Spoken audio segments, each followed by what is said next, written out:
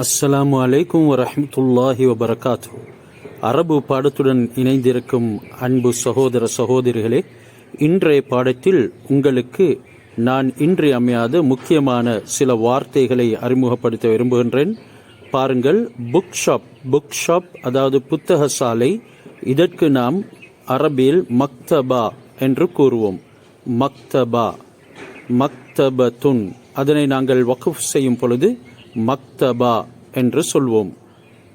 அடுத்து நோட்புக்கு அரபியில் அதாவது குறிப்பெடுக்கும் சிறு புத்தகம், இதற்கு கொப்பிக்கு நாம் தஃப்தர் என்று கூறுவோம்.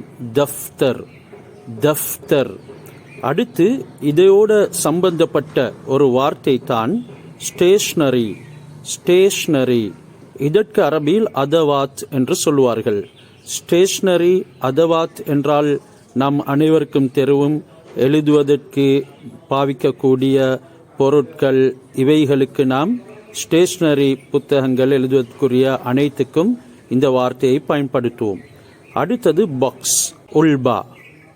பாக்ஸ் என்றால் பொட்டி, ஒல்பா என்று கூறுவோம். அடுத்தது பேப்பர் வரக்கத்துன் அல்லது வரக்கா. அதோடு சம்பந்தப்பட்ட இந்த பொருட்களுக்கு அவசியமானதுதான் பின்ஸ், தபூஸ், அதாவது பின். இதற்கு நாம் தபூஸ் என்று கூறுவோம். தபூஸ் என்றால் பின்ஸ். அடுத்து பிளேட் எனும் பொழுது தபிக், பிளேட். சாண்ட்விச் ஷத்தீரா,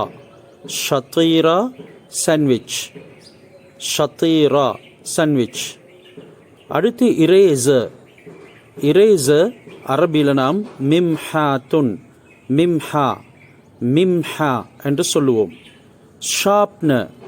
ஷார்ப்னர் எங்களுக்கு தெரியும், பென்சில் கூர்மையாக்குவதற்கு நாங்கள் பாய்க்கக்கூடிய கட்டர், ஷார்ப்னர்.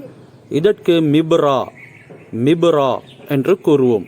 எனவே இந்த 10 வார்த்தைகளையும் நல்ல முறையில் அவதானித்துக் கொள்ளுங்கள். உங்களுடைய பாடத்துக்கு மிகவும் முக்கியமானது. இதனை நல்ல முறையில் பாடமிட்டுக் கொள்வோம்.